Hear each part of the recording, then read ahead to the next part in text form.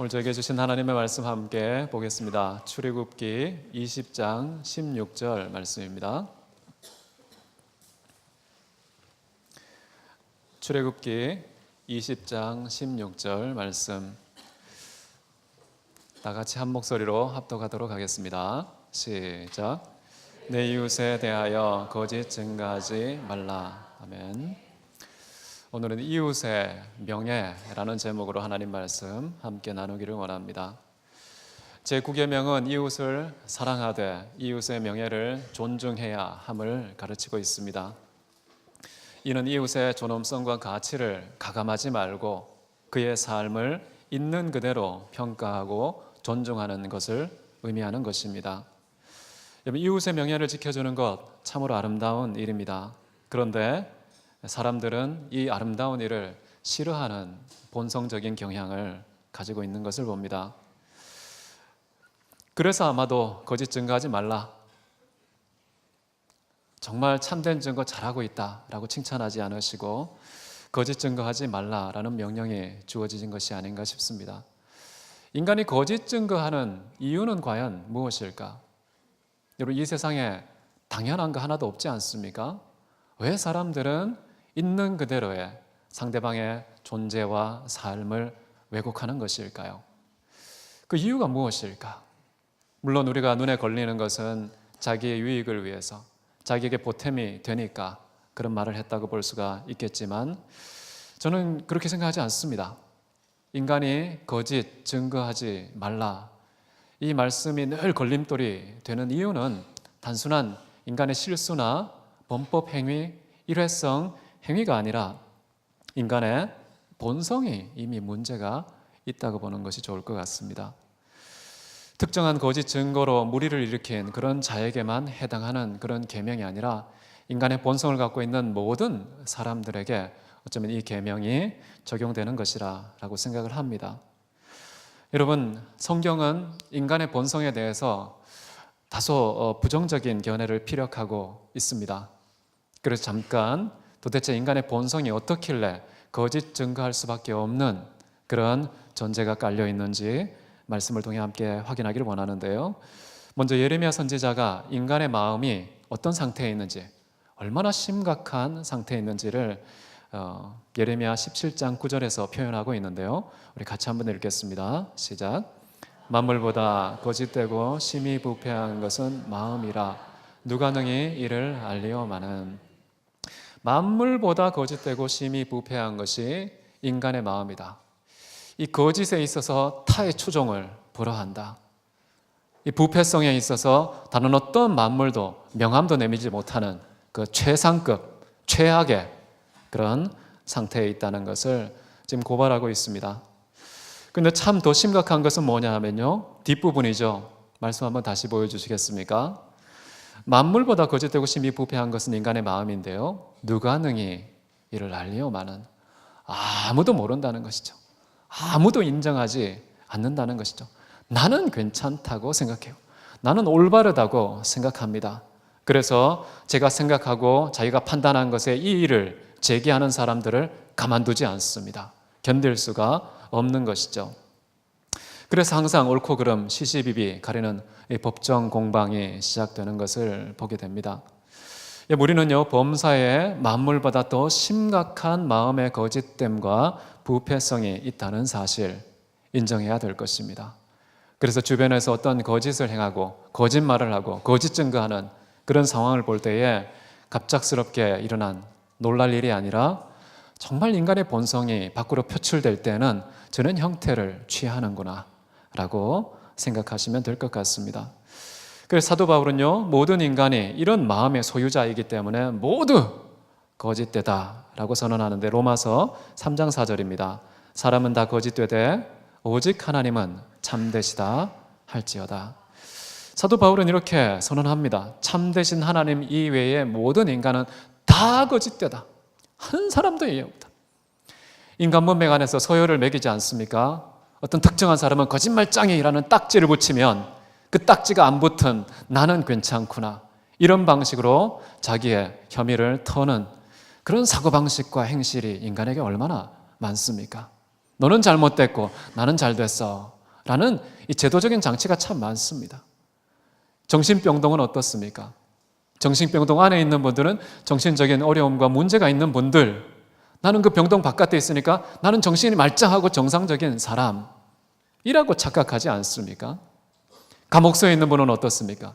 교도소에 갇혀 있으면 저 사람들은 죄인들, 잘못한 사람들, 나는 감옥 바깥에 있으니까 나는 괜찮은 사람, 정직하고 진실한 사람, 이렇게 스스로 안심하고 있지는 않습니까? 사도 바울은 그런 인간 문맥 안에서 합의된 기준을 따라서 인간을 평가하지 않고요, 하나님께서 말씀하신 마치 예레미야 선지자의 그 예언의 말씀을 근거로 한 것 듯한 그런 고백을 하기를, 사람은 다 거짓되다. 한 사람도, 유대인이든지 헬라인이든지 지식인이든지 야만인이든지 가릴 것 없이 모두가 다 거짓되다 라고 얘기합니다. 똑똑한 사람들은 덜 들키는 그런 사람인 것이고, 학습을 받지 못한 분들은 잘 들키는 거짓말쟁이가 되는 것이죠. 자, 모든 사람들이 이렇게 거짓되다는 이런 사실을 말씀하고 있는데요, 예수님께서는 이 만물보다 심히 부패하고 거짓된 모든 사람들의 이 마음에서 생산되는 것, 이 마음에서 흘러나오는 것, 그것이 과연 무엇인가? 마태복음 15장 19절에서 이렇게 말합니다. 우리 같이 읽습니다. 시작. 마음에서 나오는 것은 악한 생각과 살인과 간음과 음란과 도둑질과 거짓 증언과 비방이니. 이 사람의 마음에서 나오는 것들을 쭉 열거해 보니까 10계명에 다 들어있죠. 살인하지 말라 그랬죠. 간음하지 말라 그랬죠. 음란하지 말라, 도둑질하지 말라, 거짓 증언하지 말라. 10계명이 도대체 무엇을 말하고 있는 것일까라는 것을 재해석해 볼 수 있는 예수님의 말씀입니다. 예수님은 인간의 마음에서 흘러나오는 자연스러운 현상이 뭐냐?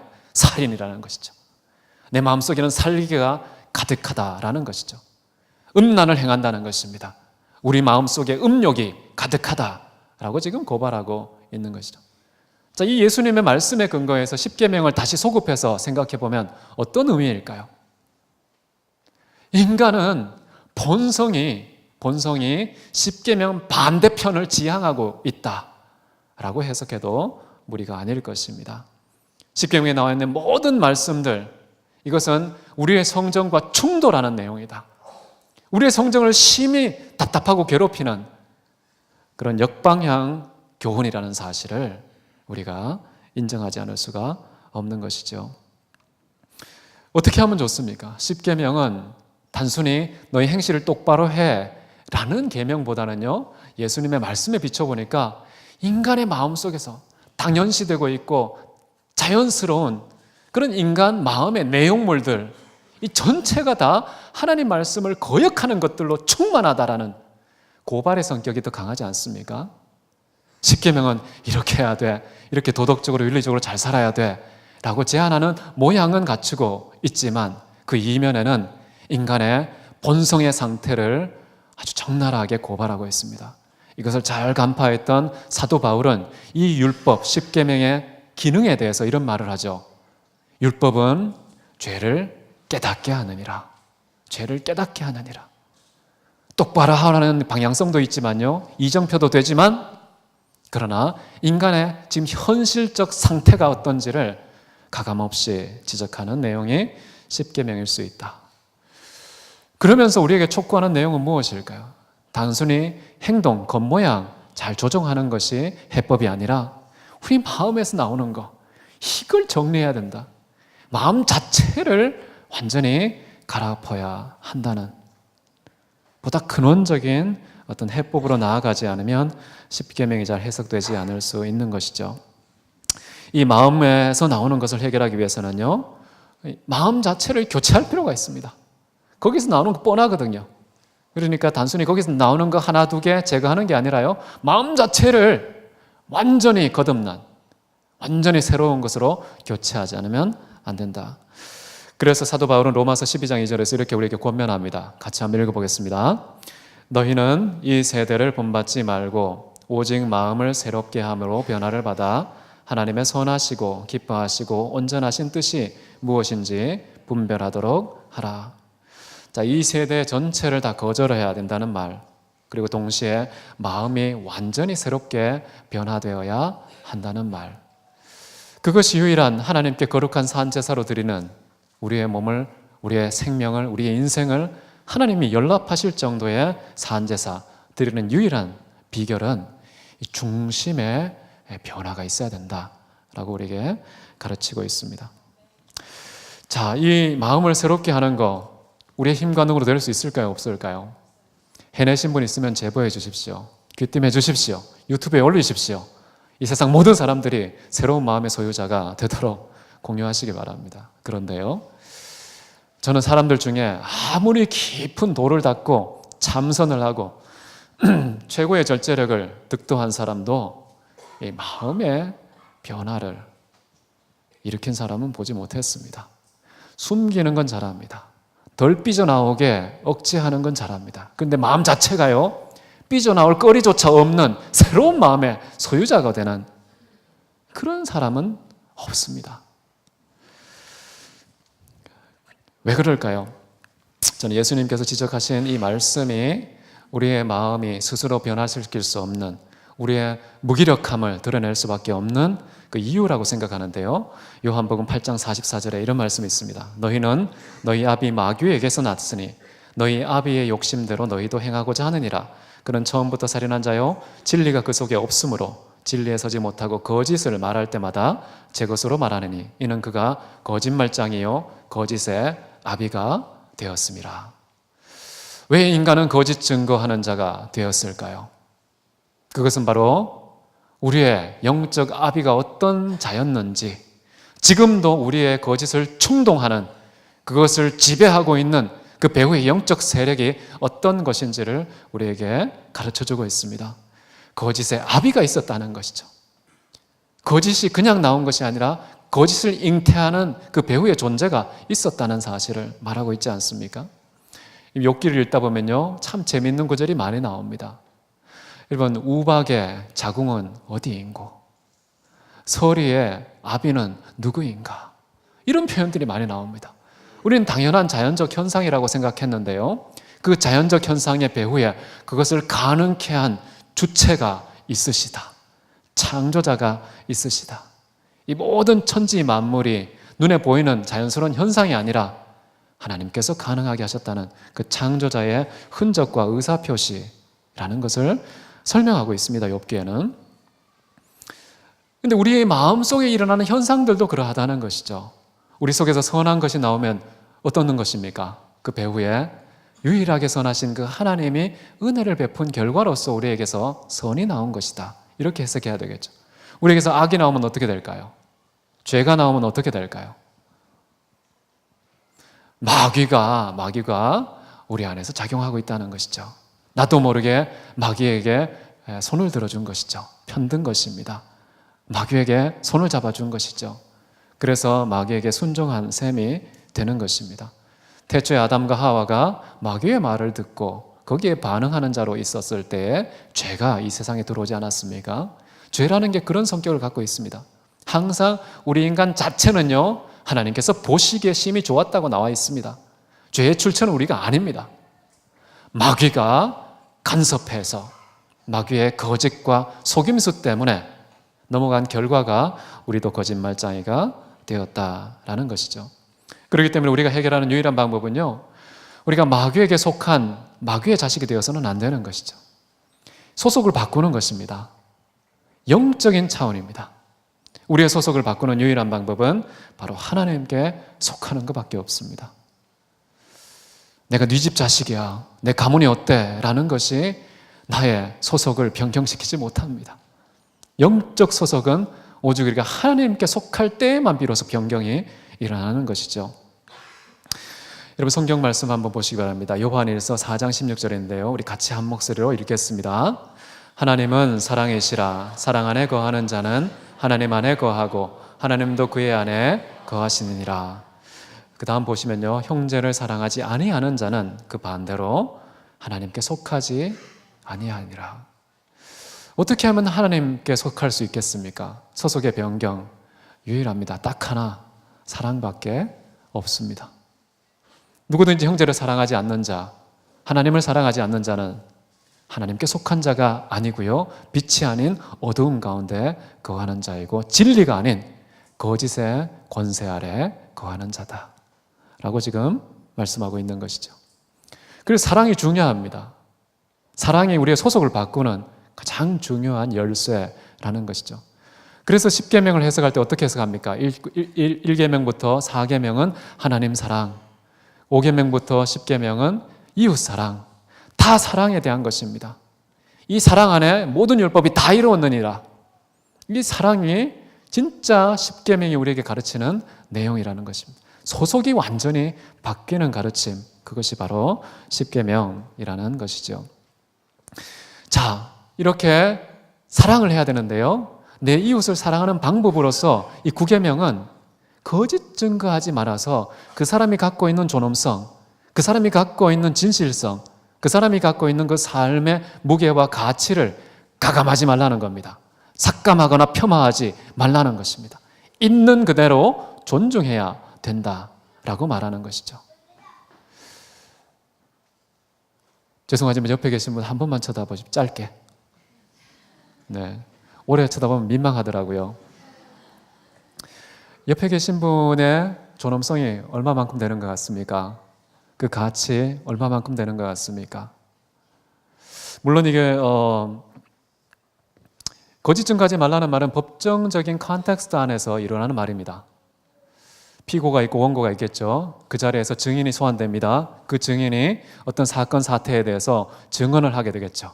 그런데 있는 그대로 말하지 않는 것을 거짓 증언이라고 하고, 있는 그대로 말하는 것을 참된 증언이라고 하겠죠.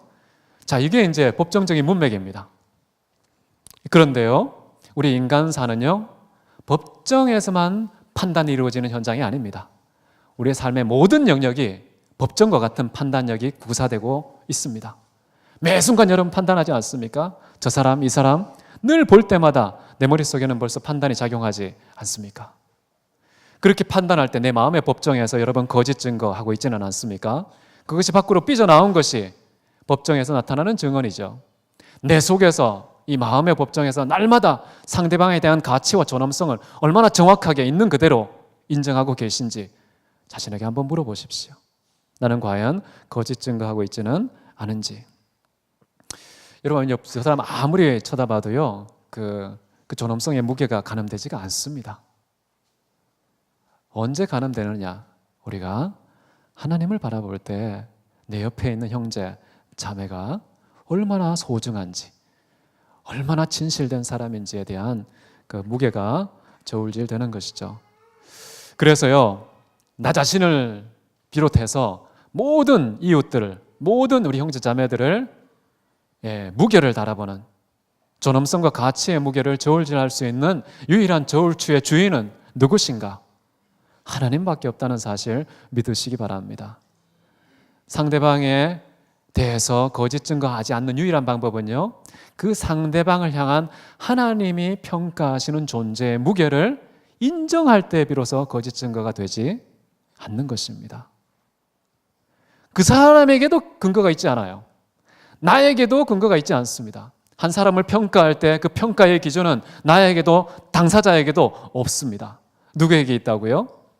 오직 하나님께 있습니다.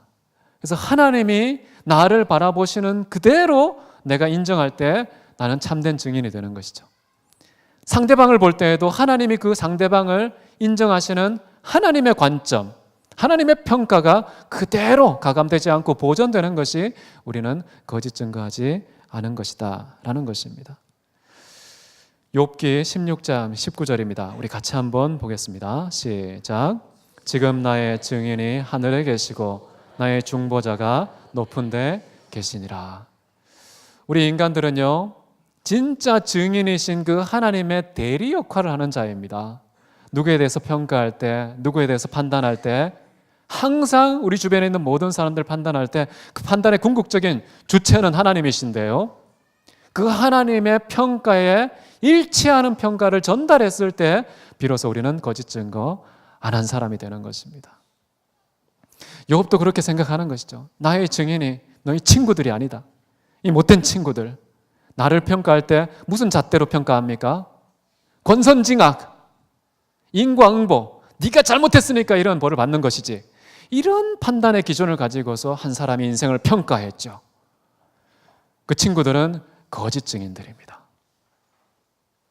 하나님이 나를 보고 하나님이 이 타인, 이웃을 바라보는 관점과 평가의 내용이 우리 각자의 것이어야 비로소 거짓 증거하지 않는 자가 될 수 있다는 것이죠. 사도 바울도 나의 증인은 나도 아니고 타인도 아닌 하나님만이 나의 증인이다 라는 사실을 빌립보서 1장 8절에서 말합니다. 내가 예수 그리스도의 심장으로 너희 무리를 얼마나 사모하는지 하나님이 내 증인이시니라. 우리 옆 사람들에게 늘 이렇게 주의 사랑으로 사랑합니다 라는 고백하지 않습니까? 그런데 얼마만큼 사랑하십니까? 사도 바울처럼 예수 그리스도의 심장을 가지고 여러분 사랑하십니까? 그거 어떻게 증명합니까? 증명할 길이 없으니까 마구 내뱉죠. 우리는 안심하고 들킬 염려가 없기 때문에 안심하고 정말 뻥튀긴 그런 사랑의 표현을, 이 과장된 표현을 마구마구 구사할 때가 있는데요. 사도 바울은 이렇게 얘기합니다. 내가 너희를 얼마나 사모하는 줄 아느냐? 예수 그리스도의 그 심장이 내 가슴에서 박동하고 있다. 이것은 사람이 증명하는 게 아니라 하나님이 지금 증명하신다. 이렇게 당당하게 말할 수 있는 그런 사도 바울이 저는 부럽기도 합니다. 그런데 사도 바울이 말하는 굉장히 중요한 포인트 중에 하나는 우리의 모든 궁극적인 평가의 주체이신 증인은 하나님밖에 없다는 것. 그래서 옆 사람이 혹시 좀 아픈 평가를 해도요, 서운해하지 마십시오. 하나님의 평가가 아직 내려진 게 아닙니다. 하나님의 평가에 민감하게 반응하는 자가 아주 건강한 자입니다. 하나님의 평가 한번 볼까요? 시편 16편 3절 말씀입니다. 우리 같이 한번 나 자신을 생각하면서 우리 옆에 있는 형제자매를 생각하면서 함께 읽겠습니다. 땅에 있는 성도는 존귀한 자니 나의 모든 즐거움이 저희에게 있도다. 우리를 향하신 하나님의 증언입니다. 우리는 얼마나 소중한 존재이냐? 우리는 어떤 삶을 살고 있느냐? 바로 존귀한 자라는 사실. 하나님의 모든 즐거움이, 물론 시인의 고백이지만 시인의 입술을 통해서 고백하신 그 하나님의 마음은요, 당신의 모든 즐거움이 여러분 각자에게 있다는 것입니다. 옆에 계신 분에게 있다는 것입니다. 그런데 여러분 자신에게 함부로 대할 수 있겠습니까? 하나님의 평가에 어울리지 않습니다. 함부로 옆에 있는 친구에게 대할 수 있겠습니까? 하나님의 평가에 어울리지 않는 거짓 증거인 것이죠. 하나님께서 이렇게 평가하고 있다는 것. 하나 더 보겠습니다. 스바냐 3장 17절입니다. 같이 한번 읽습니다. 그가 너로 말미암아 기쁨을 이기지 못하시며 너를 잠잠히 사랑하시며 너로 말미암아 즐거이 부르며 기뻐하시리라. 여러분, 하나님을 노래하게 만드는 사람입니다. 여러분, 하나님을 즐거운 찬송을, 노래를 부르게 만드는, 하나님의 입에서 노래가 나오게 하는 사람이 이 세상에 누가 있을까요? 바로 여러분입니다. 옆에 있는 형제, 자매입니다. 그리고요, 얼마나 기뻐하시는지 그 기쁨을 이기지 못할 정도로, 주님이 이기지 못하는 게 있습니까? 이 땅에 전능하신 분 앞에 감히 맞짱을 뜰 존재가 없잖아요. 그럼에도 불구하고 우리를 향한 그 기쁨은 하나님을 이길 정도다. 이런 표현이 가지는 우리의 존재감, 여러분 각자를 향하신 하나님의 평가는 얼마나 아름답고 귀한 것입니까? 여기에 귀를 기울이십시오. 사람들이 하는 평가와 사람들이 하는 그 증언, 나를 향한 그 말들이 마치 내 인생을 지배하는 것 같이 반응하지 마십시오. 그것을 마치 승인하듯이 발끈하지 마십시오. 그냥 지나가십시오. 하나님의 평가만 참된 평가라고 인정하는 방법은 사람의 평가에 그때그때 일희일비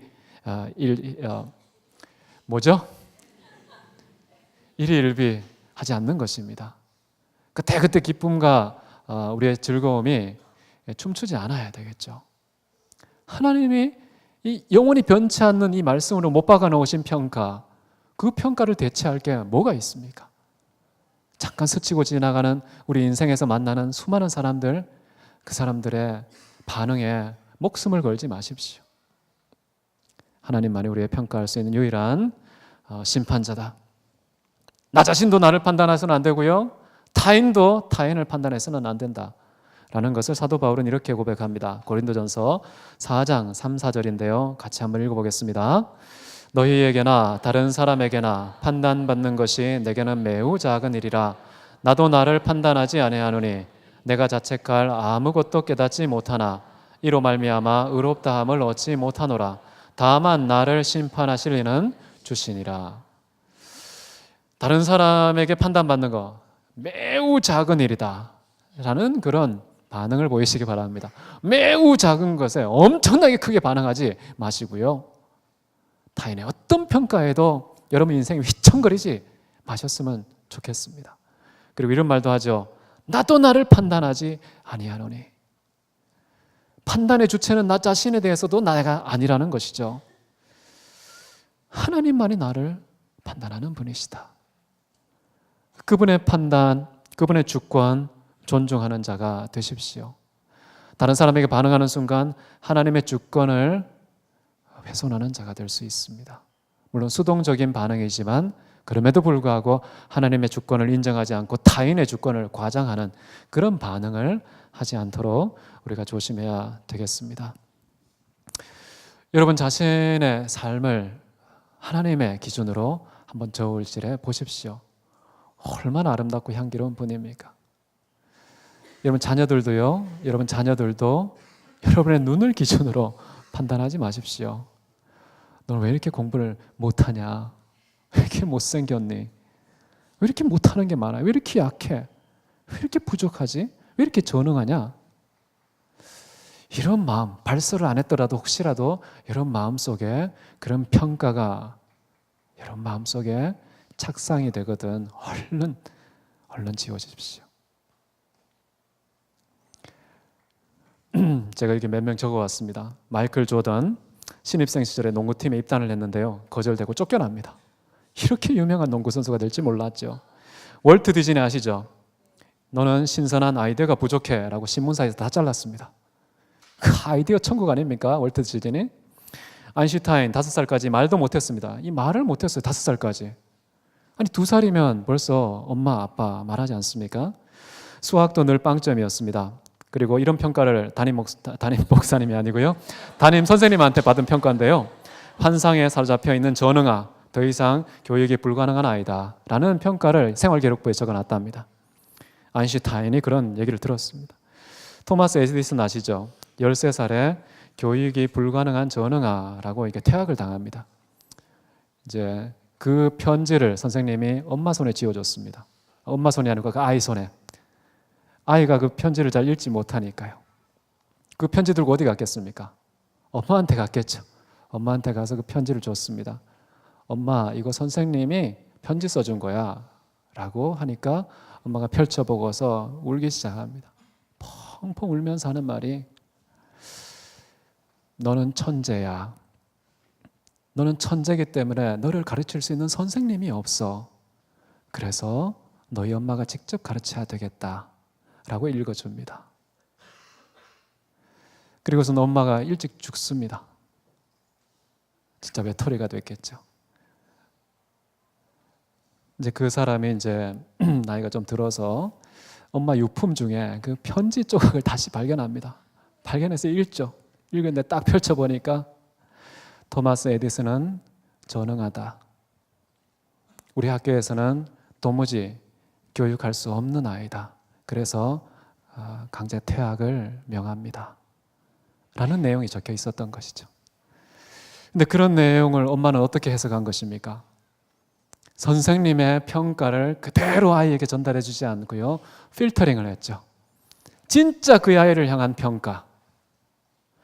하나님께서 자녀에게 바라보는 그 평가로 재해석해 준 것이죠. 그 엄마의 이야기를 듣고 어떤 아이가 됐을까요? 최고의 영재가 됐죠. 이분이 발명한 게 1300종이 넘습니다. 발명품이. 일평생 이렇게 위대한 인류 역사를 이렇게 발전시킬 사람일 줄 누가 알았겠습니까? 여러분은 누구십니까? 여러분의 자녀는 누구십니까? 우리 옆에 있는 동료들은 누구입니까? 여러분의 기준으로 너무 급하게 판단하지 마십시오. 거짓 증인이 될 수 있습니다. 하나님만이 유일하게 판단의 자격자가 되신다는 거 믿으시기 바랍니다.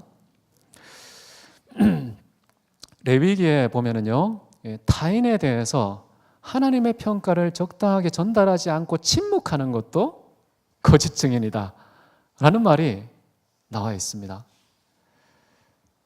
내가 잘못된 평가를 하는 것도 거짓된 증인이지만 하나님께서 우리에게 여러 가지 메시지를 주셨을 때 그 메시지를 가감하지 않고 있는 그대로 상대방에게 전해주는 것, 그것을 하지 않았을 때에도 일종의 직무유기 같은 거짓 증언자가 될 수 있다는 것.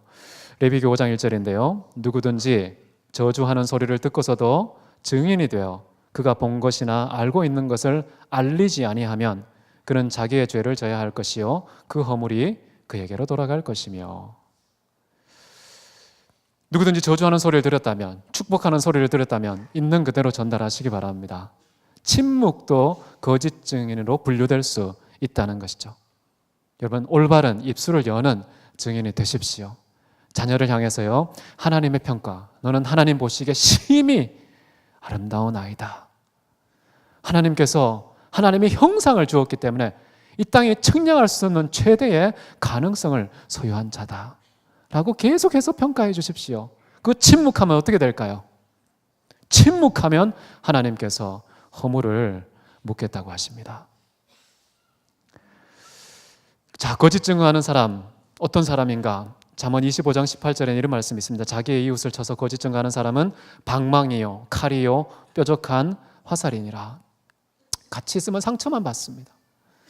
혹시 나는 만나는 모든 사람에게 계속해서 끊임없이 거짓 증거로 상대방을 찌르고 있지는 않습니까? 망치질하고 있지는 않습니까? 정말 그의 칼을, 그의 살을 베는 칼로 작용하고 있지는 않습니까?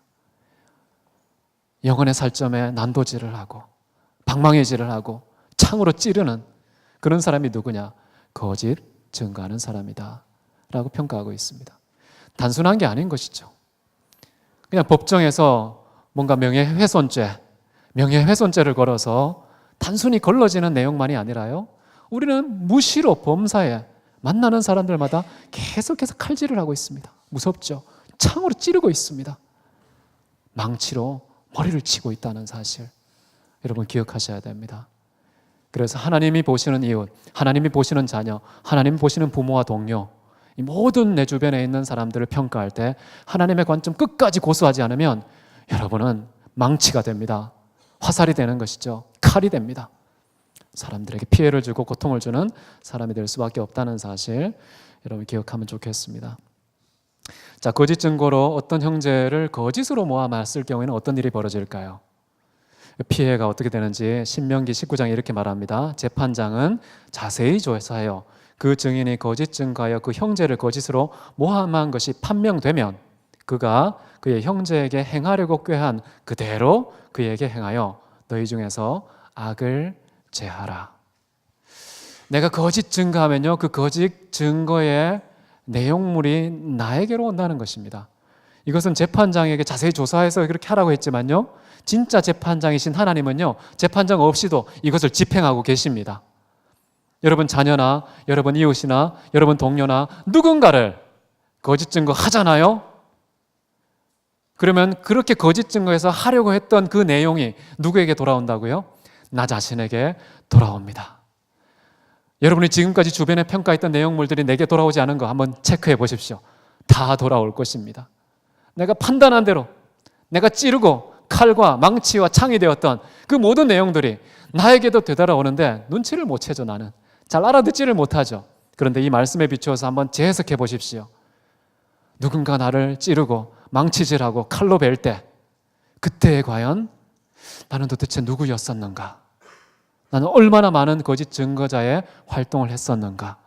나 자신을 돌아보는 계기로 삼으시기 바랍니다. 마음이 불편할 수 있겠지만 여러분 그렇게 하십시오. 이것은 일반적인 원칙인데요, 만약에 여러분 자신이 거짓 증거를 당하는 피해자가 됐을 때는 어떻게 하면 좋을까요? 어떻게 하면 좋겠습니까? 내가 피해 당사자가 될 때는 또 다른 평가가 또 있습니다. 아니 그 일반적인 거 해서 다 나를 이렇게 모함했던 놈들 다 그냥 엄청난 고통을 당해야 되겠다라고 하면 속이 후련할 텐데요. 기독교회는 또 그렇게 하지 않습니다. 기독교회는요, 이에는 이로 눈에 눈으로 하지 않습니다. 선으로 악을 이기는 자이죠. 그래서 사도 바울은 이렇게 말합니다. 고린도전서 6장 7절인데요. 같이 한번 읽겠습니다. 너희가 피차 고발함으로 너희 가운데 이미 뚜렷한 허물이 있나니 차라리 불의를 당하는 것이 낫지 아니하며 차라리 속는 것이 낫지 아니하냐. 거짓 증거로 속임을 당하는 거 그냥 당하시라는 거예요. 우리 형제자매 중에 거짓 증거가 있으면 이거는 완전 뿌리를 뽑아야 돼 라고 생각하지 마시고요. 만약에 내가 당사자라면 그냥 인내하십시오. 하나님께서 다 알아서 하지 않습니까? 인내하십시오. 근데 만약에 옆에 있는 형제가 거짓 증언을 당했다. 그럼 어떻게 됩니까? 인내하지 마십시오. 옆에 형제가 당할 때에는요, 인내하시면 안 됩니다. 침묵하시면 안 됩니다. 이걸 바로 잡아야 됩니다. 이해가 되시죠? 내 형제 자매에게 임했을 때는요, 우리 교회 안에서 질서를 잡아야 됩니다. 바르게 세워나가야죠. 그런데 그 피해자가 나일 경우에는 가만히 계십시오. 자기 입술로 하면 추해집니다. 주변에 있는 형제 자매들이 알아서 또 해줘야 되겠죠. 이해가 되시죠? 내가 내 밥그릇 챙기시면 안 되는 거예요. 이 천국은요, 서로가 서로의 밥그릇 챙겨주는 곳입니다. 참된 정의, 참된 정직이 공동체 안에 구현되기 위해서는요, 내가 피해자일 때는 내가 수습하기 위해서 동네방네 다니면서 몸부림치면 그게 모습이 좋지 않습니다. 옆에서 해주는 것이죠. 옆에 당했을 때는 내가 도와줘야겠죠. 이거는 올바르지 않습니다. 이거는 정의롭지 않습니다. 이것은 진정한 사랑이 아닙니다. 라고 목소리를 내주셔야죠. 근데 우리는 좀 반대일 경우가 많습니다. 남이 당하면 좀 참어. 내가 당하면 이럴 수가. 이런 반응이 지배적이지 않습니까? 이 역전 현상이 우리에게 있기를 진심으로 바랍니다. 거짓 증거의 역사가 우리의 시대를 다 덮고 있을 때는 어떻게 하면 좋습니까? 한 개인에게 일어나지 않고 이 시대가 정말 거짓 증인의 역사, 온통 거짓 투성인, 어떤 신문도 어떤 언론도 어떤 매체도 믿을 수 없는 그런 거짓이 창궐하는 시대에 대해서는 우리가 어떻게 생각하면 좋을까요? 전 데살로니가 후서 2장 11, 12절에서 잘 설명해 주고 있다고 생각합니다. 같이 한번 읽겠습니다. 하나님이 미혹의 역사를 그들에게 보내사 거짓 것을 믿게 하심은 진리를 믿지 않고 불의를 좋아하는 모든 자들로 하여금 심판을 받게 하려 하심이라. 첫 번째는요, 진리를 믿지 않고 불의를 좋아하는 이 세대에 하나님의 심판이 임했다고 해석하라는 것이죠. 정말 온 나라가 거짓 투성이로 되어 있는 그런 상황을 우리가 어떻게 해석하면 좋을까? 정말 거짓을 좋아하고 진리를 정말 싫어하는 세대구나. 이런 세대에 하나님께서 미혹의 영에 그냥 사로잡히게 거짓된 것을 그냥 믿어버리게 놔두신다는 것입니다. 큰 심판이라고 볼 수가 있겠죠. 저는 이사야의 시대에 진리를 거절했던 그런 분위기가 잘 묘사되어 있다고 생각하는데요. 30장 10절에 이런 말씀이 있어요. 선지자들에게 이르기를, 이스라엘 백성이 말하는 겁니다. 선지자에게 이런 부탁을 드립니다. 우리에게 바른 것을 보이지 말라. 우리에게 부드러운 말, 그냥 귀에 달콤한 말을 하라. 거짓된 것을 우리에게 보여줘라. 라고 백성들이 선지자에게 이런 요청을 했다는 것입니다. 진리는 싫어하고 불의를 좋아하는 그런 세대가 이사야의 시대에 있었다는 것이죠. 결국에는 이스라엘 백성들이 멸망하죠. 거짓된 것을 믿고 따르고 그것이 마치 진리인 것처럼 대체되는 현상 나타났다는 것입니다. 오늘날 우리 시대는 어떻습니까? 우리 대학교의 공동체는 어떻습니까? 정말 참된 진실이 지배하고 있습니까? 아니면 거짓된 것이 떠돌고 우리를 괴롭히고 있지는 않은지 돌아보면 참 좋겠습니다. 마지막으로 이 거짓 증거하지 말라는 말씀의 영적인 의미를 잠깐 생각하고 마치겠습니다. 여러분, 성경은 우리를 일컬어서요, 증인이라는 신분을 말씀하고 있습니다. 나 자신에 대해서도 증인이고 타인에 대해서도 증인이지만 누구의 증인이냐? 바로 하나님의 증인이라는 것이죠. 예수 그리스도께서 내 증인이 되리라. 예수님의 증인이라는 것이죠. 여러분은 지금 증인의 신분으로 살고 있습니다. 우리의 삶 전체가 증언입니다. 여러분은 과연 하나님에 대하여서, 지금 이 계명은 내 이웃에 대하여 거짓 증거하지 말란데요, 이걸 좀 확장시켜서 하나님에 대하여서 우리는 거짓 증거하지 말라는 말씀에 순종하고 있는지 한번 돌아볼 필요가 있겠죠. 여러분, 하나님의 증인입니다. 예수 그리스도의 증인입니다. 예수 그리스도를 있는 그대로 가감하지 않고 올바르게 증거하고 계신지요. 우리가 이웃에 대해서 거짓 증거하지 말아야 하는 이 말씀 앞에서 정말 우리가 더 두렵고 떨림으로 그 앞에 서 있어야 될 계명은 하나님에 대하여 거짓 증거하지 말라라는 말씀이겠죠. 여러분이 예수님을 쏙 빼닮지 않으면요, 예수님의 성품을 가감하는 증인이 됩니다. 예수님이 이 땅에 살았다면 행하셨을 그 일을 행하고 있지 않으면 예수님을 지금 왜곡하는 중입니다. 거짓 증거하고 있는 중이라는 것이죠. 우리가 삶이 법정이라고 생각했을 때 이 법정에서 정말 거짓 증거하지 않는 유일한 방법은 하나님이 말씀하시는 것처럼 말하고요, 하나님께서 행하시는 것처럼 주님이 공급하신 능력을 힘입어서 우리가 이 땅에 살아갈 때, 그때 비로소 우리는 하나님을 향하여도 거짓 증거하지 않는 진짜 하나님의 증인이 될 줄 믿습니다. 우리 시간 다 같이 기도할까요? 이 시간 기도할 때, 하나님, 제가 혹시 나 자신에 대해서 나를 과장하는 거짓 증거자는 아니었습니까? 타인을 폄하하는 거짓 증거자는 아니었습니까? 하나님을 올바르게 증거하지 않는 거짓 증거자는 아니었습니까? 나 자신에 대해, 타인에 대해, 하나님에 대해 하나님 정직한 증인이 되게 하여 주옵소서. 우리 시간 다 같이 하나님께 긍휼을 구하고 참된 증인이 되게 해달라고 다 같이 기도하겠습니다. 사랑이 많으신 하나님 아버지, 존귀하신 우리 아버지 하나님께서 함께 하셔서 진실로 우리 아버지 하나님 앞에 정직하고 진실한 증인의 삶을 살아갈 수 있기를 원합니다. 마음과 뜻을 다하여서 크고 높으신 우리 아버지 하나님의 자비와 긍휼을 바라보며 나아가는 저희들이 되기를 원합니다. 크고 존귀하신 우리 아버지 하나님의 귀한 사랑과 자비를 바라보게 하시고 주 아버지 하나님을 영원 없게 하는 귀한 믿음의 자녀들 되게 도와 주시옵소서. 아버지 하나님께서 함께 하셔서 저희들의 삶이 하나님을 올바르게 선포하는 증인의 역할을 잘 감당할 수 있도록 우리 주 하나님 역사하여 주시기를 간절히습니다.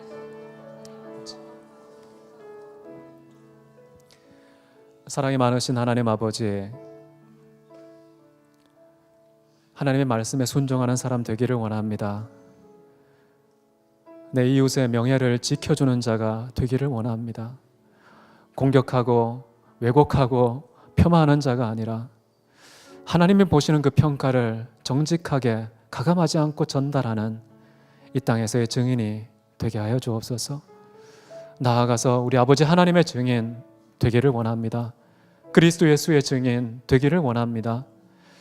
예수 그리스도를 온전히 닮아서 성령의 말하게 하심을 따라 말하여서 이 땅에 어떤 순간도 거짓 증인으로 살지 않고 하나님 앞에 정직한 증인으로 살아가게 하옵소서. 우리 대학교의 모든 성도님들 그런 참된 증인의 축복 허락하시고 하나님의 큰 영광을 가감없이 평생토록 증거하는 삶으로 이끌어 주실 우리 주님 찬송하오며 살아계신 예수 그리스도 이름으로 기도했습니다.